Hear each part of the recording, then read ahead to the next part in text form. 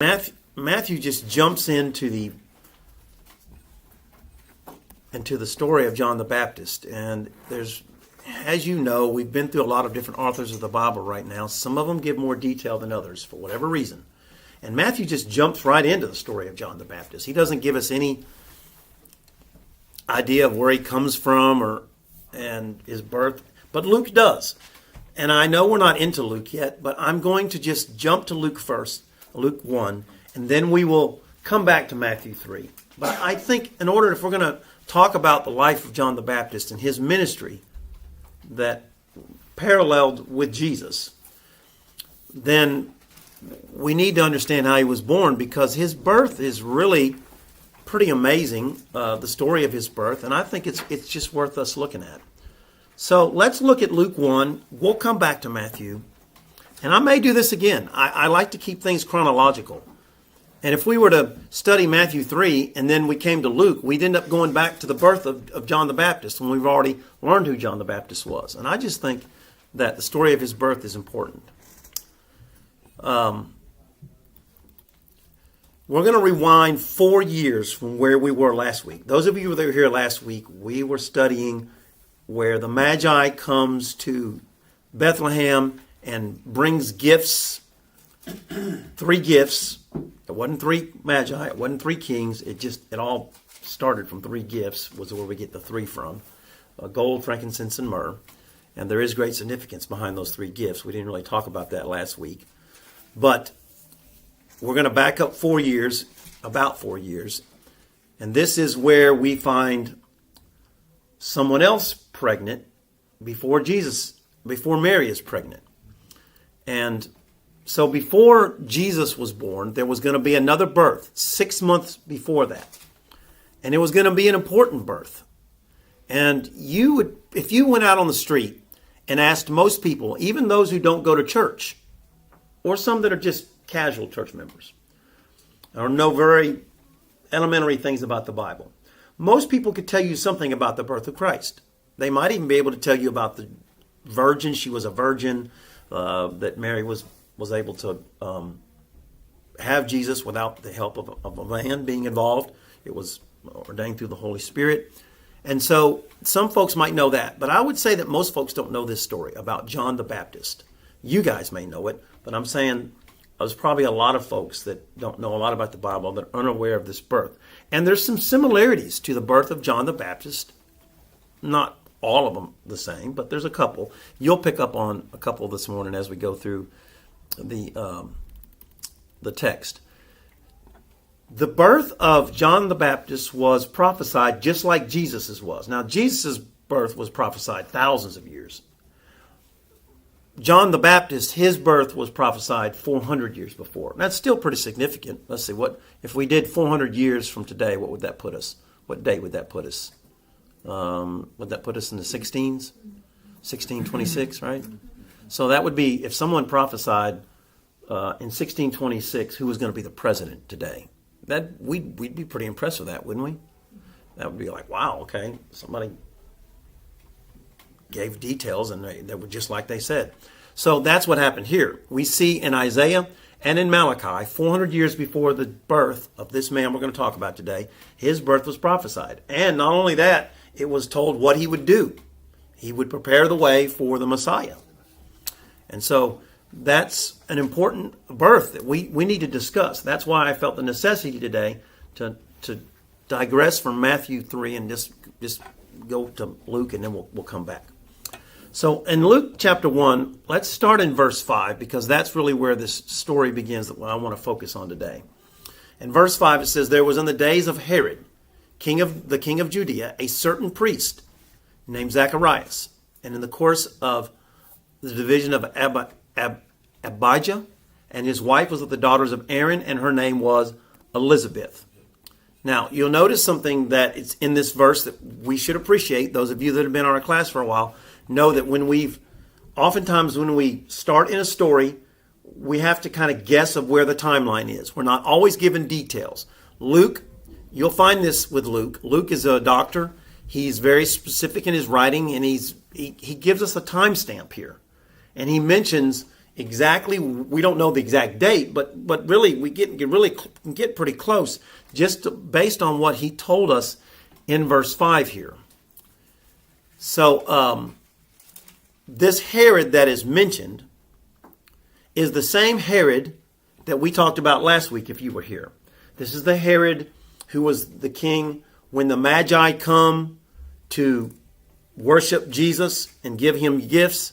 It's that same Herod that we're talking about. He's also referred to as Herod the Great. And you'll recall in last week's story that when the Magi come, they're looking for the king of the Jews. And when Herod finds out, he wants to know, where's the king of the Jews?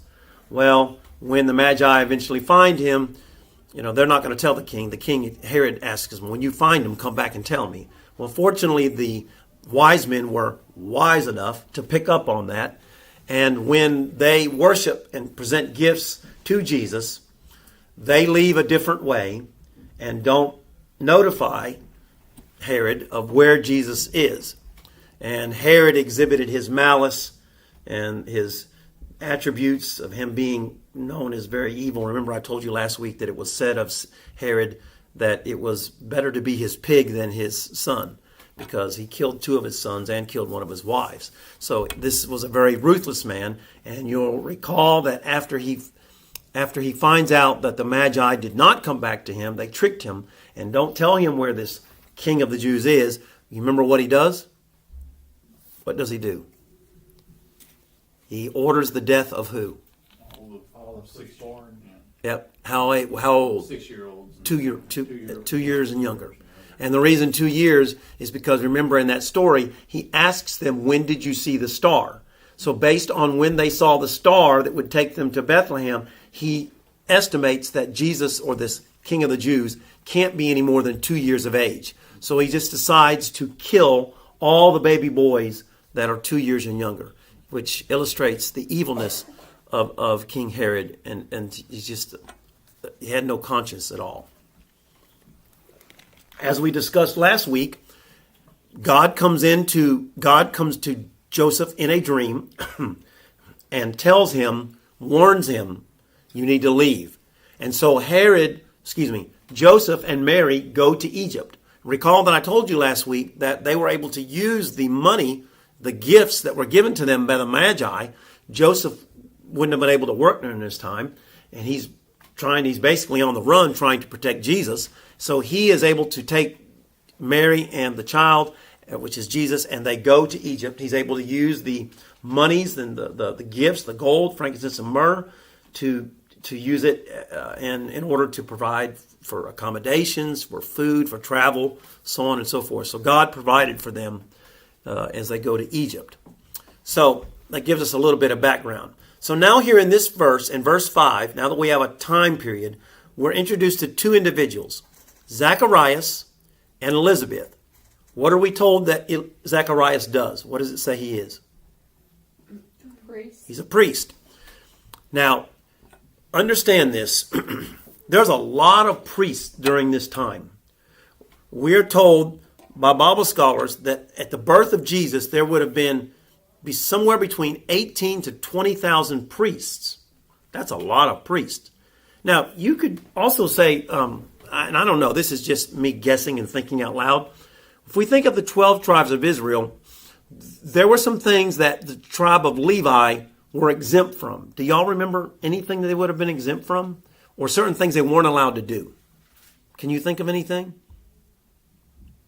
They didn't go to war. So if there were wars, other tribes would have seen a reduction in their population, whereas the tribe of Levi wouldn't. Also, they couldn't be around dead bodies. Remember that? So there was a lot of things they weren't exposed to, and I wonder out loud, I don't know, if the tribe of Levi would have been pretty heavy as far as its population goes, maybe more so percentage-wise than others. But Zacharias would have been one of, let's just say 20,000 priests, just to keep the number, just to have a number to work with here. He would have just been one of many priests. He wasn't like a priest that was overly popular. He didn't have, go to Zacharias.com to reach your priest. He was nobody special. He was just one of many priests. Okay? And I say that only because we've been reminded over these last 2 years that we've been teaching. I have pounded on this over and over again that God doesn't need popular people to accomplish his will.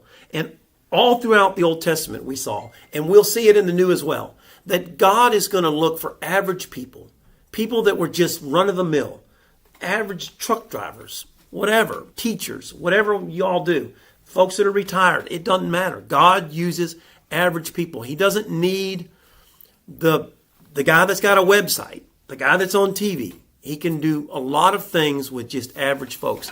And Zacharias is one of those people. One more thing that's worth noticing here. Did you notice in this verse that it made something, there's a reference to something about Elizabeth. What does it say about her? She was a descendant of Aaron. Yeah, that's worth noting. So one of the things that was required by Levites, by priests, were that they had to marry a pure Jewish girl. Okay? That would make sense, wouldn't it? They couldn't marry outside of their what am I trying to say? What's the word I need, Pat? Yeah, well, or I was trying, I guess, say bloodline. I went blank there. So they needed to marry a Jew. But if you could marry a Jew that was a descendant of the tribe of Aaron, a Levite, that it was even better. So it doesn't mean that Elizabeth was, it's not saying that she's like royalty or something, but it just, for whatever reason, Luke puts that in here, just because it was worth noting. Maybe not all Jewish priests were married to an actual descendant of Levi. Then verse 6. And they were both righteous before God, walking in all the commandments and ordinances of the Lord blameless. What do you think that's saying? Is it just basically what it says?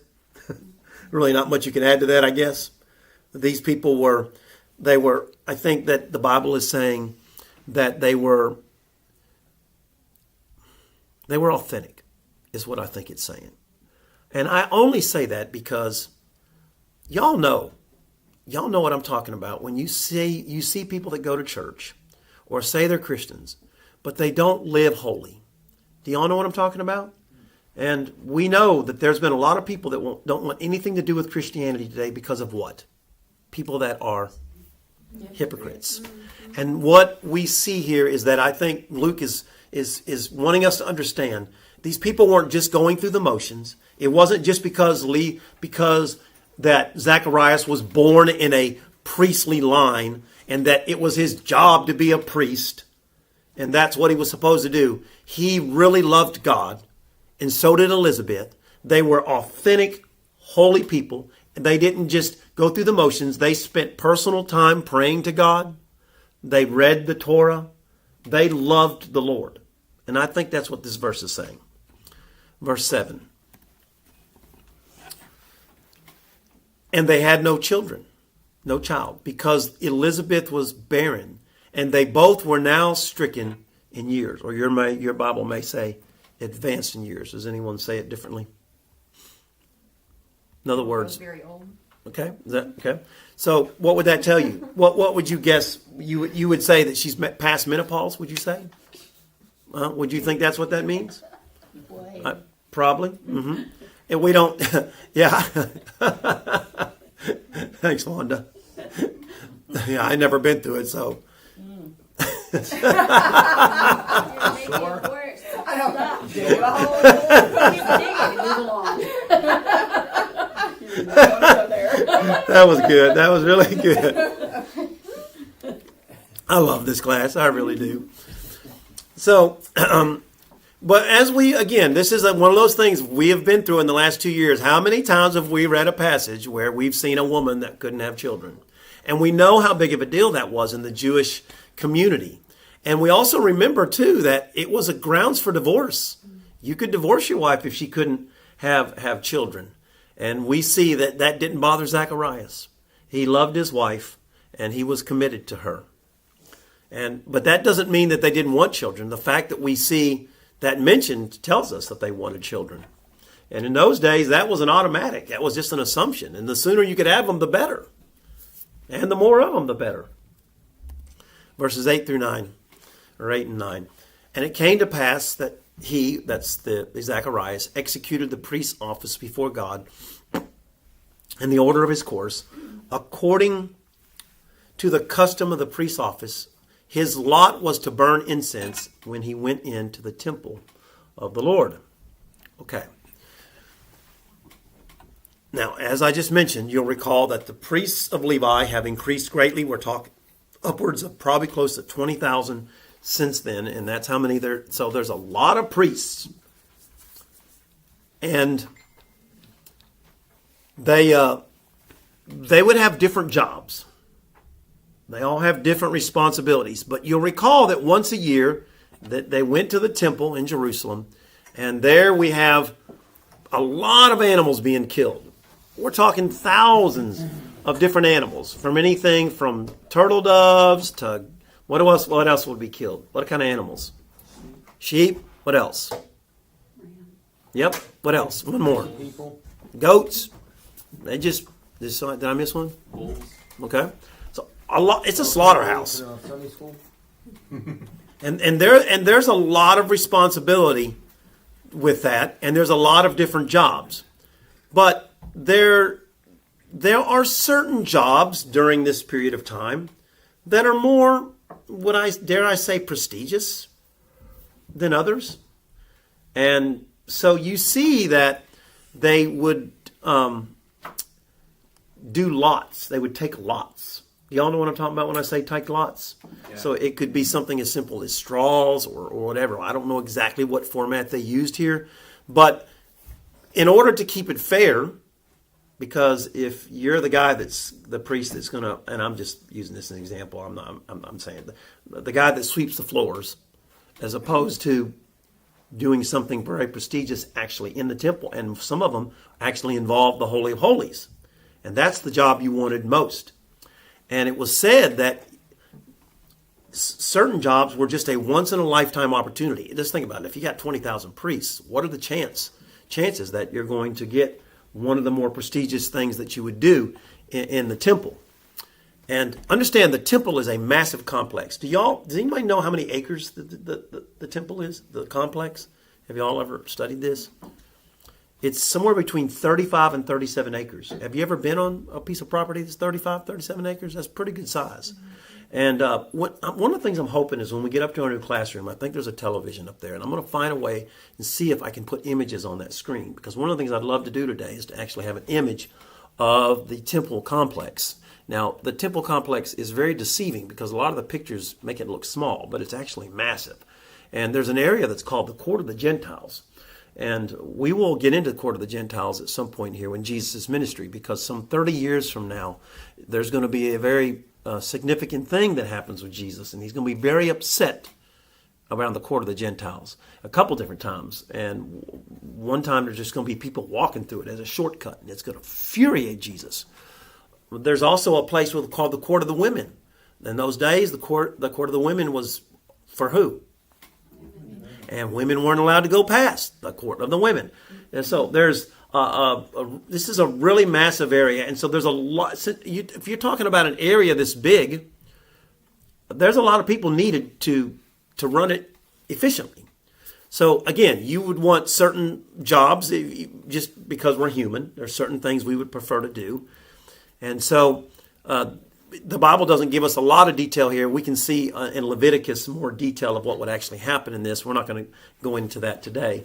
But Leviticus does give us specifics about what would happen on this complex. Some priests would never actually see the part of the temple where we're going to see Zacharias would see today.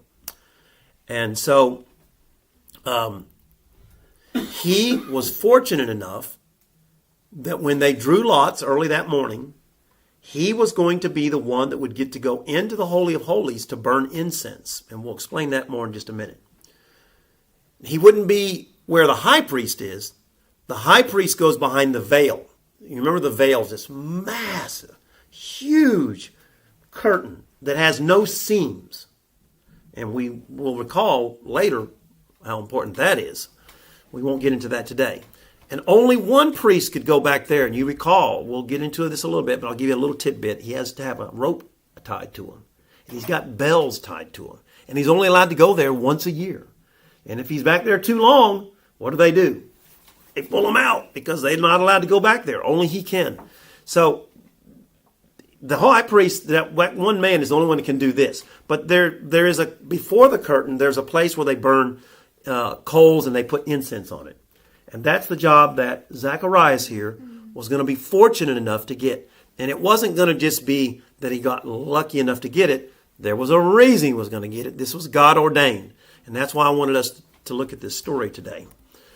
In verse 10, it says, and the whole multitude of the people were praying outside at the hour of incense. Okay, so now what Zacharias' job was going to be to do, he would go in, there's these hot coals, he would take the incense and he would place it on the hot coals. And then the incense, the way it was set up, there were like vents where this incense would rise up and it would go out into where the people were, and the people could smell the incense. And at that time is when the prayers were being delivered for the people. Then after that, you would have the priest, in this case Zacharias, come out and deliver the. Let me see if I can find that real quick. I think I've got. Can somebody look up Numbers chapter 6 real quick? Just whoever can get there real quick and read verse 24 and 26. You've heard this before, but this would be read after 24, 26? Mm-hmm. Yep. You're going to recognize this when he reads it. All right. May God bless you and keep you. May He make His face shine on you and show you His favor. You ever heard that? Mm-hmm. Sometimes we even say that in our church. This is what they did in the temple. Afterwards, it would be done after the prayers and all that.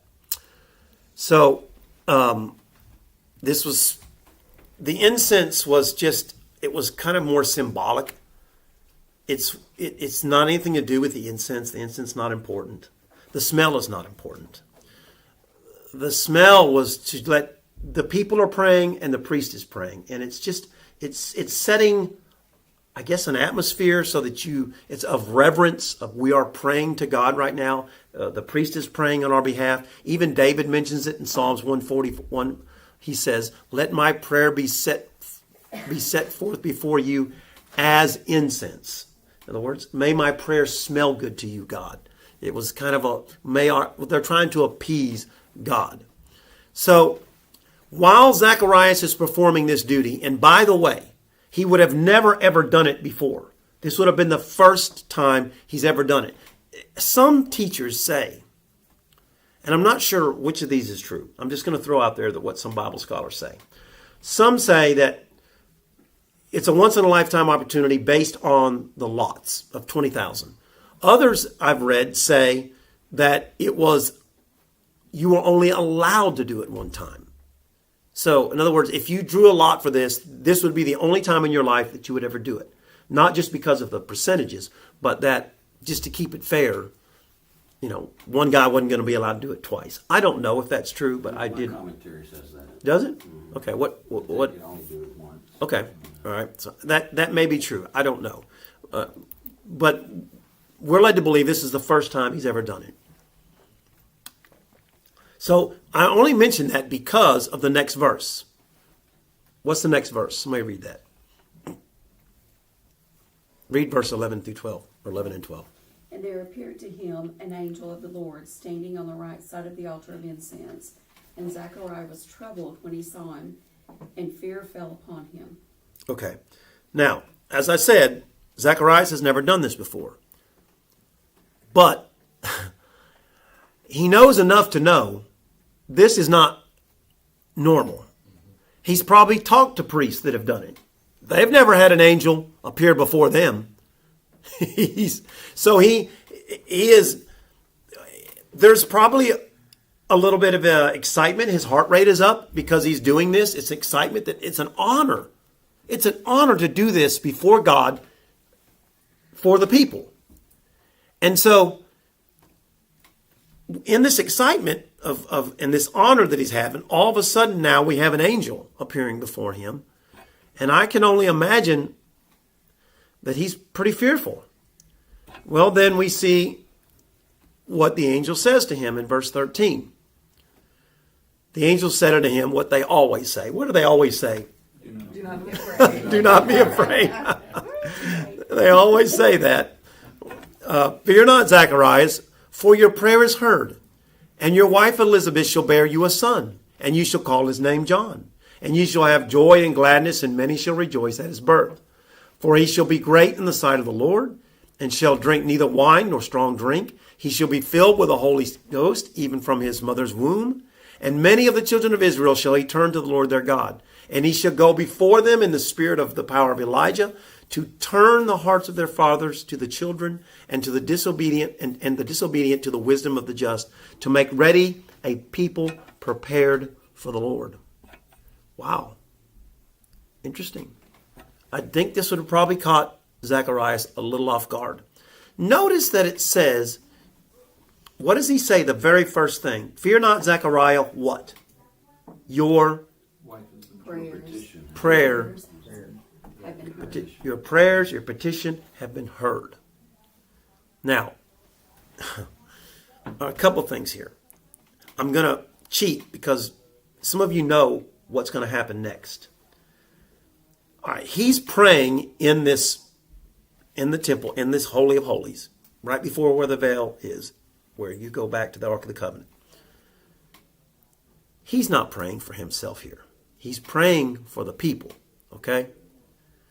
That's what he's praying for. I feel almost certain that he's not praying, Lord, give me a child. And we know this because what's getting ready to happen. He's not praying for himself. He's praying for the people. So not only is he shocked by the presence of this angel, he's shocked by the content of what the angel is saying. The angel's not saying anything about the people outside that he's praying for. He's not saying anything about the worship service they're having. He's saying your prayer about your son. This is personal. This has nothing to do with church. This has everything to do with about you. And he is really caught off guard about this. And by the way, do you think, honestly, and we know this later, the questions aren't answered. They're old, right? We just went through this. They're stricken in age. They're advanced in years. Okay, she's past menopause, all that. Do you think they were praying for a child like yesterday or the week before or a year ago? They're not praying for that. You know what's beautiful about this? I was driving and I was thinking about this yesterday. I was coming up on Knoxville, and I was thinking about this passage. And it was kind of like the Lord saying, you know, there's some things you've quit praying about, but I haven't forgot them. And that's really cool because our life circumstances change. There's things that I prayed for and I prayed diligently for, but then life circumstances happen and I thought, well, that ship has passed. Either it has something to do with my age or my kid's age or because of where they're living geographically or just whatever. And so I quit praying about it. And what God is saying, you may have forgotten about your prayers, but I didn't. And I think that's really powerful.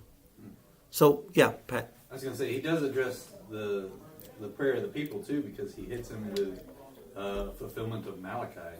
That's a good point. It is a good point. I would say that we shouldn't get discouraged, though, about things we've prayed about. Our Heavenly Father has a pretty good memory. You know, not only does he know the future, but he remembers the past. Now, the Bible says that he puts away our sins as they're just like gone. But he remembers the things that we want him to remember. And I just think that's really, really interesting to think that God remembered. And I think what's interesting here is that while Zacharias is listening, unfortunately, Zacharias is listening with skepticism. We're going to find that here in a minute here. David Guzik in his commentary, let me read you what he says about this. He says, Zacharias' reaction to the angel's promise was probably thinking, I don't even know what you're talking about. I didn't pray for a son. We're old. You know, I gave up on that prayer a long time ago.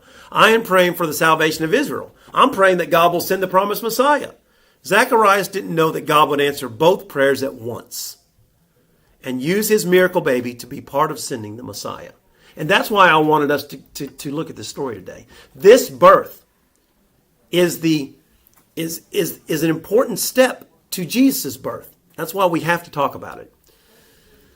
Verses 18 and 19. And Zacharias said unto the angel, how will I know this? For I am an old man.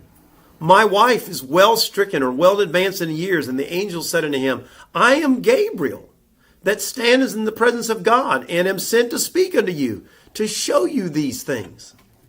Well, so right away you see that Zacharias is expressing doubt. And I think we probably can identify with that. If I'm quit praying for something, and then God, and all of a sudden, let's just say, for instance, that it does happen. I might in myself say, well, that's coincidence because I've quit praying about that. But I need to say, well, no, well, wait a minute. I did quit praying for that 4 years ago, but I need to give credit to God for answering it. Notice what happens, though, after he expresses this doubt. What does the angel say? He says, behold, you shall be dumb or silent, not able to speak until the day that these things shall be performed, because you believed not my words, which shall be fulfilled in their season or their time. Some people believe, if you want to cheat and look at verse 62, we'll get there eventually, not today, but we'll get there eventually. In verse 62, later on, they're trying to talk to Zacharias, and the Bible says they have to make signs to him. So some people believe that not only was he stricken of the ability to speak, which would be a mute, but that his hearing was taken away as well. Because why else would they have to make signs to him if he couldn't hear? But here it just says, the angel just says, I'm going to take away your ability to speak. So meanwhile, people are waiting for Zacharias to come out. This is normally not a very long, protracted thing. He goes in, he puts the incense on the fire, the people smell the incense, and then eventually the priest is going to come out and he's going to read that prayer that Pat just read, where he blesses the people. But he's not coming out. Why? Because he's in a conversation with his angel. Meanwhile, the people are like, they've got a roast in the oven. You know, it's like, hey, we got to go. Mm-hmm. You know, it's almost 12 o'clock here. You know, don't we get that way in church? You know, pastor's running a little long this morning. And so we're ready to go. And so these people here are waiting for this Lord bless you, keep you, the Lord make his face to shine upon you and be gracious to you and lift his countenance up and give you peace. Well, eventually, he does come out, the Zacharias. And when he comes out, what is he supposed to do? He's supposed to give this blessing. But when he comes out, he can't speak. So what is he supposed to do? And the people are confused because they're waiting to hear these words. You know, that's the invitation. Mm-hmm. We can all leave. And he can't speak. What do you think about that? As long as they have written language or they can sign. Now, let me add a little something to this that's kind of interesting. Remember, as we were going through the Old Testament, we talked about all these miracles that happened. Mm-hmm. And who are some people that did some miracles? Can y'all remember some people? Elijah, Elisha. What about another guy that was trying to get God's people to out of Egypt? Remember him? Moses. You know, he was able through God's power to do some stuff. We saw some miracles. Remember, there was this battle that we had, and instead of fighting, we were just going to march around walls. Yeah, that was a pretty good miracle, wasn't it? Remember when we could talk about some specific miracles. Remember the little boy that dies, and this prophet Elijah just goes in and just lays on him, and he comes back to life. All those miracles. Do you know how long it's been since there's been a miracle at this point right now? It's 800 years. There hasn't been a miracle. None of these people have seen a miracle. Not a single one. All right, so in the Old Testament, we also saw a lot of angels, didn't we? A lot of angels. We went through a lot of different stories. Y'all we just mentioned it. We even know what they say when they come before people. Fear not. It's the very first thing they always say. Do you know how long it's been since there's been an angel prior to this story? 500 years. 500 years. One more thing that's pretty interesting. God, all throughout the Old Testament, spoke to people. He would speak to people in dreams. He would speak to people in a burning bush. He spoke in a lot of different ways. He spoke to Moses. Remember, the people would come up to Mount Sinai, and they saw this cloud, and they heard this voice as in lightning, and it scared the people, and they didn't want anything to do with it. And they told Moses, "You go up there. We don't want to be here when God is talking." Remember that? They didn't want anything to do with that. It's been 400 years since God has spoken to someone. 400 years. We call these the silent years. That's the time between Malachi, on Malachi 4, and Matthew. There's 400 years. There's nothing from God. Nothing. That's a long period of time. 400 years. So isn't it ironic that when God finally speaks, he speaks to Zacharias, and guess what Zacharias can't do? He can't tell anybody about it. Isn't that something? Isn't it funny how God works? Don't you think God has a sense of humor? Yeah. Yeah, So, Pat. I know you mentioned this earlier, but I really want to point it out is the difference between all the Gospels. Like each one points something out. If I was going to rearrange it, I would put Mark first because Mark is the one who always shows you have to touch it to believe it. You have to see it. He's all about, oh, these are the miracles that are going on, where Matthew already believes you know about all the Old Testament stuff. So it's really interesting that here you have to see God in action again to reignite that faith. You have to see the coming of Jonathan. Yeah, Jonathan. Right, Jonathan. right. Yeah. So, just Yeah. And you mentioned Mark. The only reason that we see, and we talked about this a little bit last week, it's believed that Matthew was the first one to begin to write about Jesus, and that's why. There is some argument that some people think Mark was first, but I saw one when I was studying for last week's lesson. I saw somebody made the comment that when Matthew left his tax collector booth where he collects the money, the only thing he took was a pen. And that's where he began to immediately he began to write about Jesus. And of course, if you've watched The Chosen, you see they do this in a very different, unique way. And I'm not saying that The Chosen is wrong. I actually enjoy The Chosen. I know a lot of people just think it's heresy, because they do take some liberties. But I actually enjoy it. I don't know if he was autistic or not. I have no way of knowing. And I don't know where they get that from. I'm sure they could explain why they chose to depict him that way. That aside, getting back to this text, it's been 400 years since God has spoke. He finally speaks, and now the man who could relay the message is going to have to be silent for 9 months while his wife is pregnant. He will not be allowed to speak for 9 months. Oh, Maya, She married her.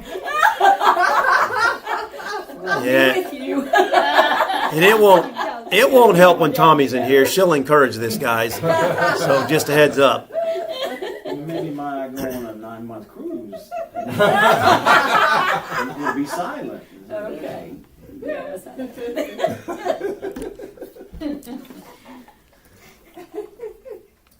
All right, so eventually he does come out. He can't speak. And it says in verse 23, and it came to pass when the services ended, he went to his home. And after this, his wife conceived, and they had intimacy, and which I thought was interesting too. I don't know like how that happened. Like, do they have intimacy at that age? Did he just say, "Hey, baby," He That was the most attractive part. Yes, that's what. It's like, okay. This is a good point, Pat. That is a good point. Actions speak louder than words. There you go. Amen. And you have to wonder too. If Yeah, You know, how do, They're old, not dead, right? it is interesting. I don't even want to know what that was about. I'm staying out of this. Always All have you gotta praise know is and Zechariah came into the temple. This is why I love Life Group, though. You don't get this in a worship service. Okay, so when Zechariah had came out, and they were wondering why, he goes to his home. They eventually have intimacy. She conceives. Notice it says in verse 24, for 5 months she kept herself hidden, saying, thus the Lord has done for me in the days when he looked on me to take away the approach among my people. Okay, now, a couple things there. So, you could take a negative connotation if you wanted from this, that she hid herself. I think this is not done out of shame. I think it's out of the it's quite on the contrary. This is Elizabeth really. I think during this time she's really close to God, and she's showing gratitude. And I don't know. What do y'all think about it? What you have any thoughts on why she would have hid herself for 5 months? It's like reverence, like she's like keeping it to herself so she can like appreciate it. I think so too. I think that's well said. That's when I looked at that. That's I didn't say it that well, but I put down notes similar to that. I agree with you, and I don't think it's out of shame at all. She's really close to God there, and we know she's based on what the description we had of them earlier when we were in verse 5 and 6. We see that these are people that love the Lord, have a genuine relationship with Him, but on the human side, I would say this. It would have to be a little awkward telling your contemporaries that you're pregnant. Well, and she's also probably just trying to keep the negativity away because, she is advanced in age. There could be complications. Even back then, I'm sure that some pregnancies did not go to full term. And, you don't want to hear all the negative. And a lot of times, pregnant women don't want to hear all the horror stories of your delivery and your pregnancy and all the things. So it very well could have been just protecting herself, her mental health of not having that negativity. And she's never been pregnant. People haven't changed since the beginning of time. I have to assume that what happened then also is the same things that we go through now. So I want to be careful of putting stuff in the text that's not there. Yeah. Or withdrawing stuff. I agree. But really, her husband has absolutely been shamed at this point. And so it makes sense to go into a position of prayer and contritedness, be like, look, we're going to take a step back, especially with all the nosy neighbors. Why is he dead? Why is he mute? What happened? Yeah. Right? So to me, everybody looking in would be like, okay, this is something you have done. And Jesus even says, it's nothing this man has done, right? Mm-hmm. That's right. But this view of sin just coming down on them as punishment, or these things as punishment, would ostracize Yeah. them. Well, I would think that, if you were wanting a child for so many years, and all of a sudden you're about to have a child at an advanced age, that you would do all you can to protect the That's child. it. And so, and they didn't have the medicines and the doctors and the things we have today. So I would think some of that seclusion would be not only to protect yourself, but to protect your child. And make sure that child would be born and be born healthy. Mm-hmm. That makes a lot of sense to me. I do. Yeah. I think everything that y'all said from Nisa, and I think from Nisa to Pat, I think that really kind of expresses the views that I wasn't able to put on paper. So thank you for helping me with that. Well, we're going to stop there, and then next week we will pick up. I know next week is Easter Sunday, and I'm just going to let our pastor handle the resurrection side of our worship service next week. If you don't mind, I'm going to continue with this. I'm not going to just break out. We'll get to Jesus' resurrection eventually, okay? And we'll enjoy it when it's not on Easter, because it can be. We need to talk about it any time it's worth noting about the resurrection of Christ. But I want to focus on this birth and what happens after this. And John the Baptist, who he would be called, we haven't mentioned that yet. We're speaking of John the Baptist. I don't know if I've even mentioned his name today, but if I haven't, I'm sorry. He's a unique individual, very unique. And I don't want to just not talk about him. And we are going to on Matthew's side, but I wanted us to understand the circumstances of his birth before we got into the man himself, because I think the story of his birth is just as intriguing as he is. And anyway, any other thoughts this morning? Yeah, there was one more, just because we were talking about the different gospels. But how you witness is also written in the Gospels, so if you're witnessing